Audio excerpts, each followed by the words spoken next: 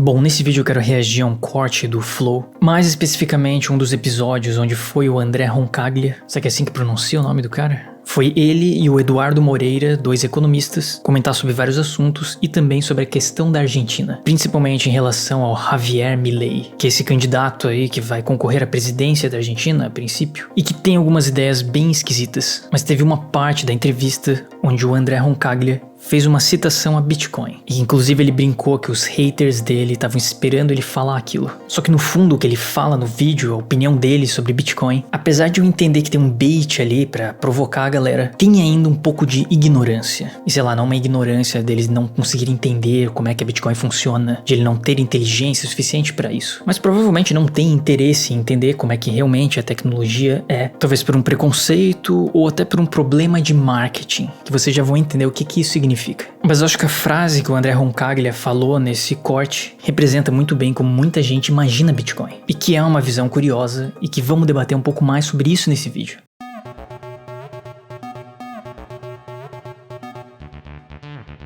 Beleza, então estamos aqui com esse corte do Flow. É o corte que o nome é Argentina foi de arrasta pra cima, publicado agora no dia 17 de agosto. E eles estão aqui respondendo a pergunta de alguém. O Ian mandou: sabemos que o Brasil e a Argentina são grandes parceiros econômicos no Mercosul. O que pode acontecer entre essa relação econômica se o Javier Milei for eleito? Viva la liberdade, carajo! Enfim, daí o Eduardo Moreira aqui fala um monte de coisa e depois o André Roncaglia faz o comentário dele. Vamos pular aqui pra parte específica que eu quero analisar. Eu vou fazer uma comparação aqui que vai angariar muito amor da parte dos meus haters. Que você tem que cuidar muito bem dos haters, né? Se eu vier aqui e não fizer essa fala, eles vão ficar chateados e decepcionados comigo. Mas eu prevejo ocorrer na Argentina a mesma coisa que ocorreu com o Bitcoin. Eles vão fazer um governo para os ricos e os pobres vão chegar depois, vão perder e vão ficar com a vela no vento. E o resultado vai ser esse, porque não tem nada de novidade no que ele está propondo. A gente já sabe onde dá. É muito simples.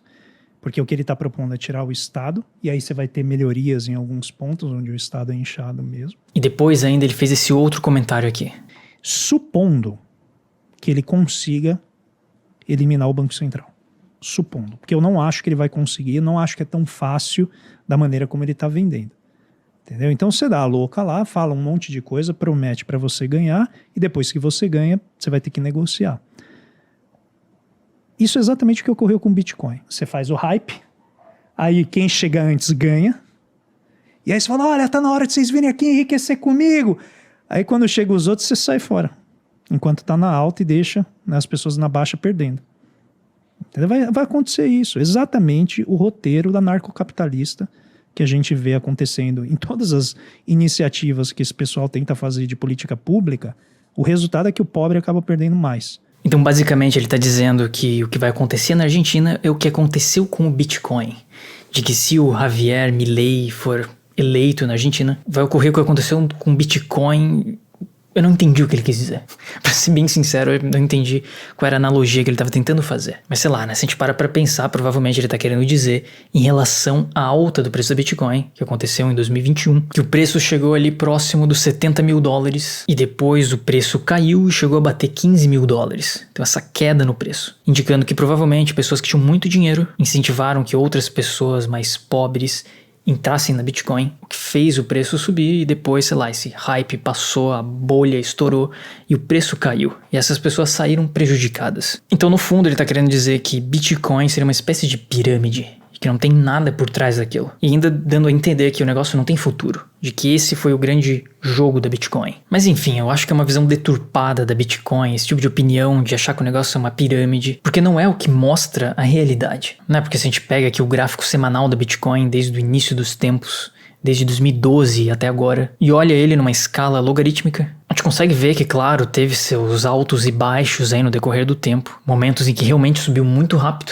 depois o preço desabou. E mais recentemente, que é provavelmente o período ali que o André Roncaglia está citando, que em 2021 ali o preço da Bitcoin bateu próximo dos 70 mil dólares, e depois caiu para os 15 mil dólares, e agora está ali em cerca de 25, 26 mil dólares. Esse valor ainda continua muito superior ao período pré-pandemia, por exemplo. Em novembro de 2020, por exemplo, o Bitcoin ainda estava na casa dos 11, 12 mil dólares. E mesmo em todos esses altos e baixos aqui dos últimos meses, Bitcoin não voltou mais para esse valor. E até quando a gente compara aqui essa linha laranja, que seria a Nasdaq, a gente vê que a Bitcoin segue os mesmos movimentos da Nasdaq. Então, quando em 2018 a galera achou que o Banco Central americano iria aumentar a taxa de juros fortemente, o preço da Bitcoin desabou e também a Nasdaq caiu. Quando aconteceu a pandemia, ali a crise em março de 2020, que a Nasdaq também caiu, Bitcoin seguiu esse movimento. E toda a alta que teve depois que o Banco Central americano expandiu a base monetária, fazendo a Nasdaq e vários outros ativos financeiros no mundo subirem, a Bitcoin também acompanhou isso. E agora, mais recentemente, essa queda que realmente foi grande, dos 70 mil dólares até os 15 mil dólares, isso aconteceu porque todos os mercados mundiais estavam caindo.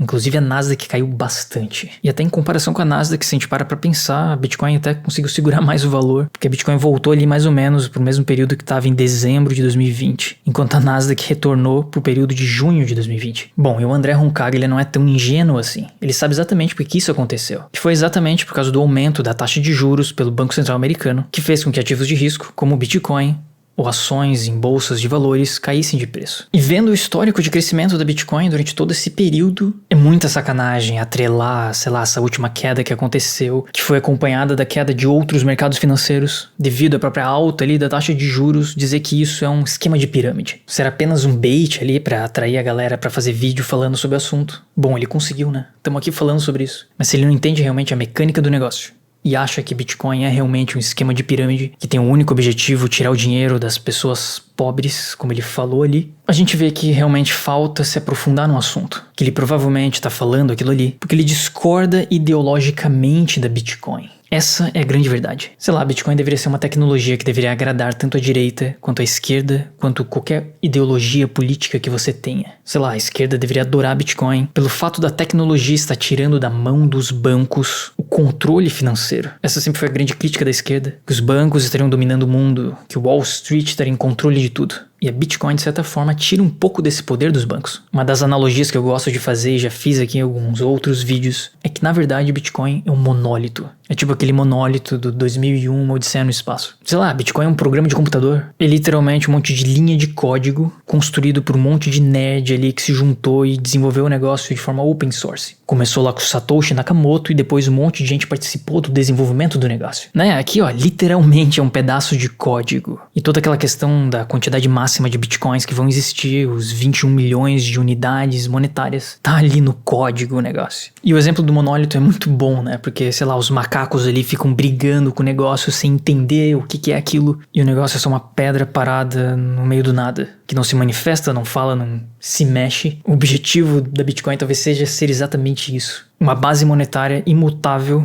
regida por código de programação, que qualquer pessoa pode participar e que resolve o problema de qualquer pessoa, de qualquer espectro político e econômico. Mas se essa tendência de crescimento no valor da moeda no decorrer do tempo continuar se mantendo aí nos próximos anos, se essa tendência se manter, talvez essa seja a maior transferência de renda das pessoas ricas que compõem o sistema financeiro tradicional para as pessoas que apostaram nessa tecnologia. Essa é a grande verdade. Não importando qual seja sua classe social, ou qual sua orientação política, ou qual candidato à eleição da Argentina você escolher. Esse monólito chamado Bitcoin tá nem aí pra isso. Mas uma coisa eu concordo com o André Roncaglia. Realmente, esse Javier Milei aí não me desce. Essa história de que um personagem aleatório que ninguém conhecia vai surgir e salvar todo mundo, isso com certeza não é verdade. O problema da Argentina é muito mais profundo do que trocar um presidente, ou do que tirar o Banco Central, ou do que simplesmente dolarizar a economia. Então essa história de acreditar num salvador da pátria, acreditar que um político vai resolver os problemas, a gente já viu que na história do mundo isso não é verdade.